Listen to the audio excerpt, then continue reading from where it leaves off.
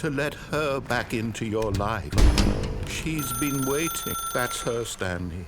You need to be the one to do this, to reach out to her. If you can truly place your faith in another, then pick up the phone.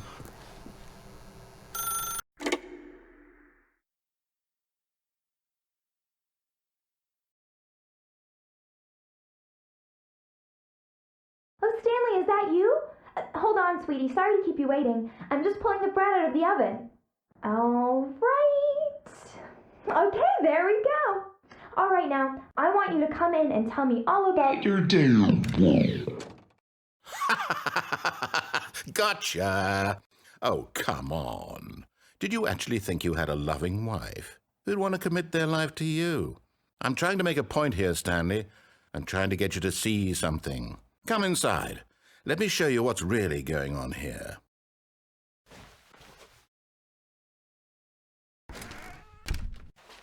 This is a very sad story about the death of a man named Stanley. Stanley is quite a boring fellow. He has a job that demands nothing of him, and every button that he pushes is a reminder of the inconsequential nature of his existence. Look at him there, pushing buttons, doing exactly what he's told to do. Now he's pushing a button. Now he's eating lunch. Now he's going home. Now he's coming back to work. One might even feel sorry for him, except that he's chosen this life. But in his mind, he can go on fantastic adventures. From behind his desk, Stanley dreamed of wild expeditions into the unknown, fantastic discoveries of new lands. It was wonderful, and each day that he returned to work was a reminder that none of it would ever happen to him. And so he began to fantasize about his own job. First, he imagined that one day while at work, he stepped up from his desk to realize that all of his co-workers, his boss, everyone in the building had suddenly vanished off the face of the earth. The thought excited him terribly.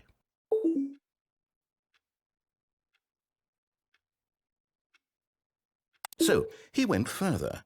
He imagined that he came to 2 open doors and that he could go through either. At last, choice. It barely even mattered what lay behind each door. The mere thought that his decisions would mean something was almost too wonderful to behold. As he wandered through this fantasy world, he began to fill it with many possible paths and destinations. Down one path lay an enormous round room with monitors and mind controls. And down another was a yellow line that weaved in many directions, and down another was a game with a baby. And he called it the Stanley Parable. It was such a wonderful fantasy, and so in his head he relived it again, and then again, and again, over and over, wishing beyond hope that it would never end, that he might always feel this free. Surely there's an answer down some new path, mustn't there be? Perhaps if he played just one more time.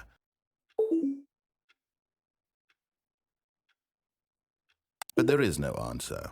How could there possibly be?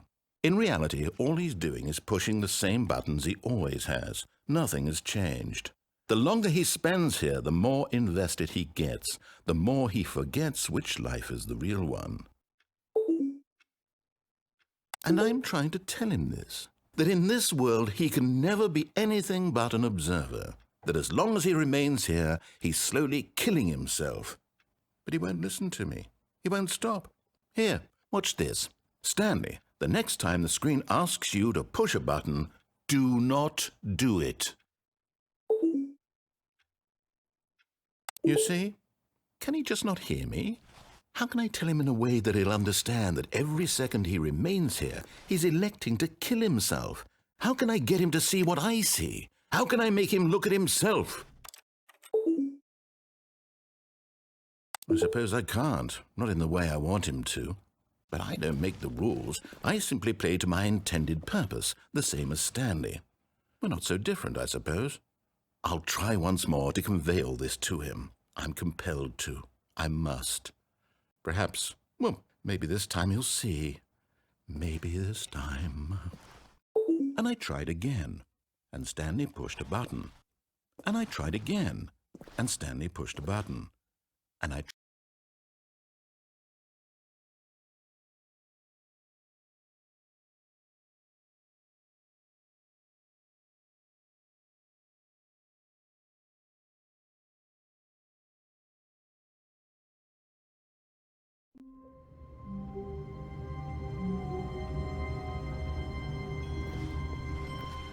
All of his co-workers were gone. What could it mean? Stanley decided to go to the meeting room. Perhaps he had simply missed a memo.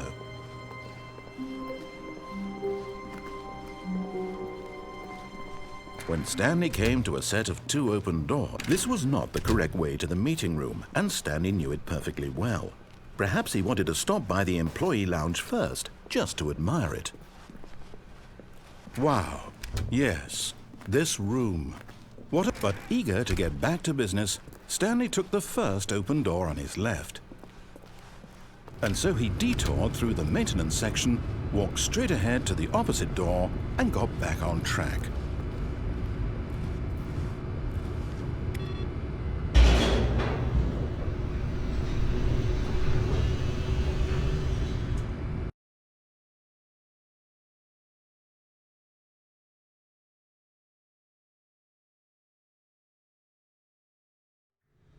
But Stanley didn't want to go back to the office. He wanted to wander about and get even further off track. So now in order to get back, he needed to go, from here it's, left. Oh, no, it's to the right, my mistake. No, not the right. Why would I have ever said it was to the right? What was I thinking? It's clearly... Oh dear, would you hold on for a minute, please? Now, let's see. We went down right, left, down, left, right. Yep, okay, yes. I've got it now. This story is absolutely, definitely this way.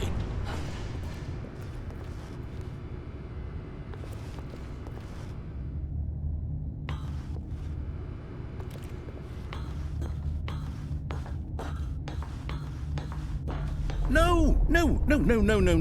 This isn't right at all. You're not supposed to be here yet. This is all a spoiler. Quick, Stanley, close your eyes.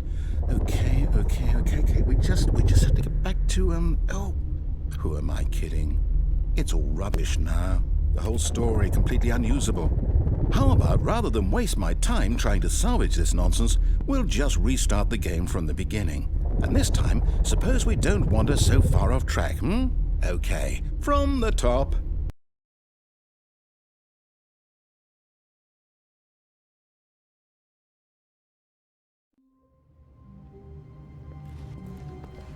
All of his co-workers were gone. What could it mean? Stanley decided to go to the meeting room. Perhaps he had simply missed a memo.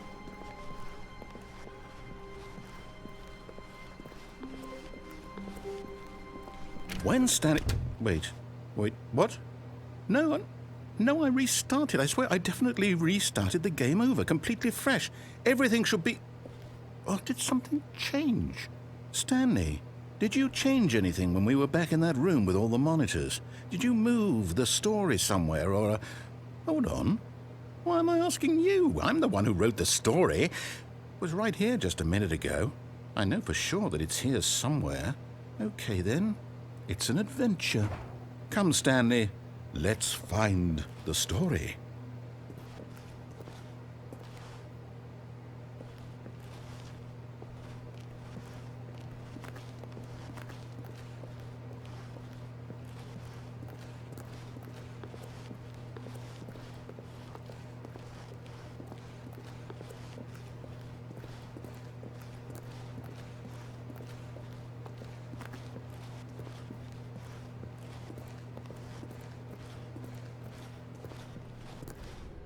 I'll say it. This is the worst adventure I've ever been on. I can promise you there definitely was a story here before. Do we need to restart the game again? Well, I find it unlikely that we'll ever progress by starting over and over again, but it's got to be better than this. Okay, let's give it a shot. Why not?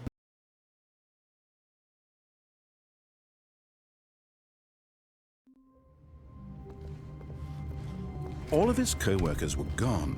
What could it mean? Stanley decided to go to the meeting room. Perhaps he had simply missed a memo.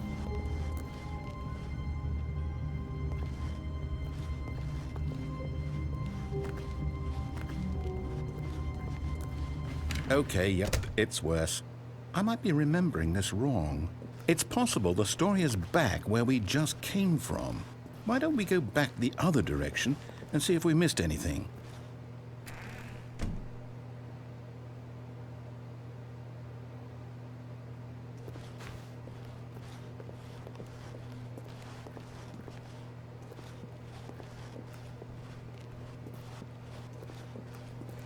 Aha! I knew we'd missed something. The story. Here it comes. No, wait, never mind. Not the story. Okay, let's head back the other way and retrace our steps. Now this... Well, I'll be honest, I don't recognize this place at all. Is this the story? I don't think so. I can't quite recall, but I believe my story took place in an office building. Is that correct? Do you remember, Stanley? Well, do you know what? Since I've completely forgotten what we were supposed to be doing, how about this? You win! Congratulations! I know you put in a lot of hard work, and it really paid off, so good job. Oh, no. No, I don't feel right about this at all. We both know you didn't put in any actual work for that win. Some people win fair and square, and this was not one of those situations. Okay, I'm getting weirded out by whatever this place is. I don't care what might happen this time, I have to restart.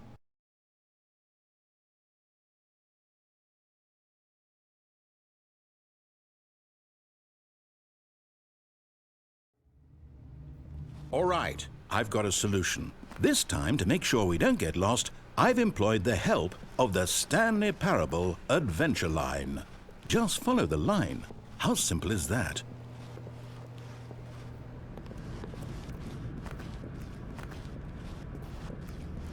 You see, the line knows where the story is. It's over in this direction.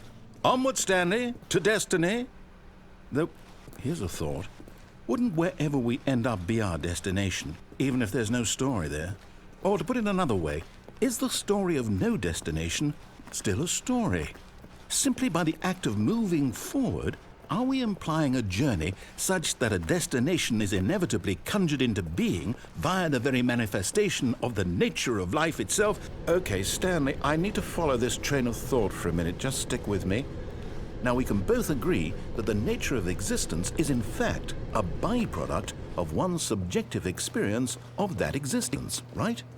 Okay, now if my experience of your existence rests inside of your subjective experience of this office, is this office in fact the skeleton of my own relative experiential mental subjective construct? Whoa.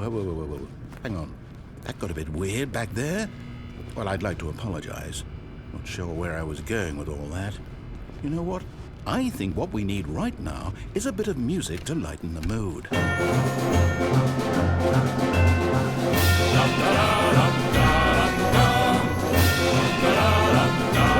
cut the music. Go back and look at that fern. Wait, what? We're back at the office? No.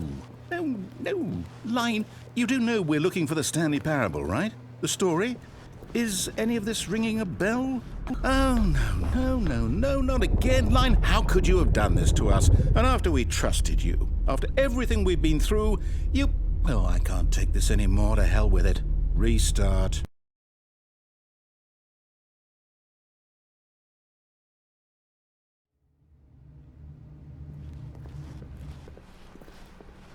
You know what, Stanley? I say forget the adventure line. What's it ever done for us? We're intelligent people, right? Why can't we make up our own story? Something exciting, daring, mysterious. Ooh, this all sounds perfectly doable. Why don't we simply start wandering in, well, I don't know. How about this direction? Now, yes, this is exciting. Just me and Stanley forging a new path, a new story. Well, it could be anything. What do you want our story to be? Go wild. Use your imagination. Whatever it might be, Stanley, I'm ready for it.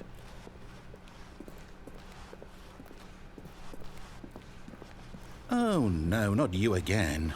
Stanley, I'd also like to veto the line from having any role in our awesome new story. No lines or monitor rooms. Just don't acknowledge it, and we should be fine.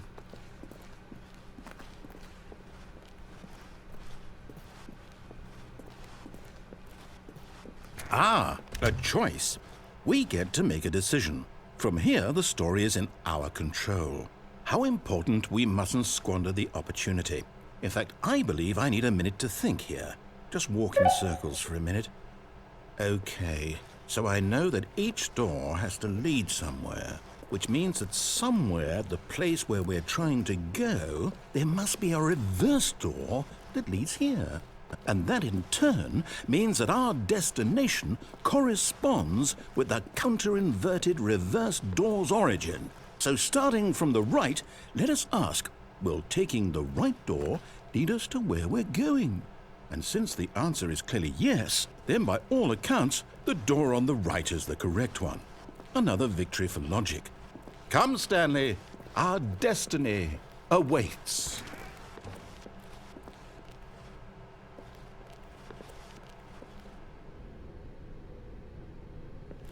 Oh, hold up, what's this? The confusion ending. You're telling me that's what this is? It's all one giant ending? And we're supposed to restart the game, what, eight times? That's really how all this goes? It's all determined? So now, according to the schedule, I restart again. Then what? Am I just supposed to forget? Well, what if I don't want to forget? My mind goes blank simply because it's written here on this thing, wall. Well, who consulted me? Why don't I get to decide? Why don't I get a say in all of this? Is it really? No, it can't be. I don't want it to be. I don't want the game to keep restarting. I don't want to forget what's going on. I don't want to be trapped like this. I won't restart the game. I won't do it. I won't do it. I won't do it. And the timer stopped? Does that mean, did we do it?